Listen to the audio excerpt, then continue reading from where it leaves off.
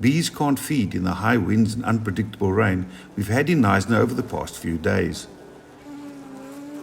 The first day of warm sunshine had the little busybodies out in full force, collecting pollen and nectar in the arum lilies you find all over the Western Cape this time of the year. Heavily loaded with pollen, the bees move from lily to lily, slurping the nectar with their tongues and packing the pollen on the back of their legs until they're almost too heavy to fly. With a stomach full of nectar, the bees needed the pollen sacs on their legs for stable flight. Harvard University researchers put bumblebees into wind tunnels and filmed them with high-speed cameras.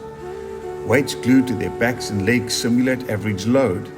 Trained to fly towards an artificial flower in a wind tunnel, fake nectar loads added mass near bee center of gravity, while fake pollen loads hung at the back of the body.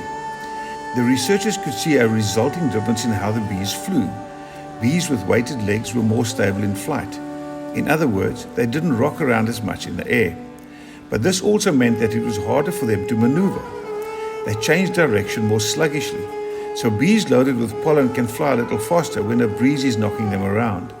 But bees weighted down only with nectar can zigzag through the air more easily. It's not just the bees enjoying the lilies. I found my first reed frog about 3 years ago, and since then, every morning, I habitually search all the lilies in my garden to see if they're back. So far, I've found 2 different types.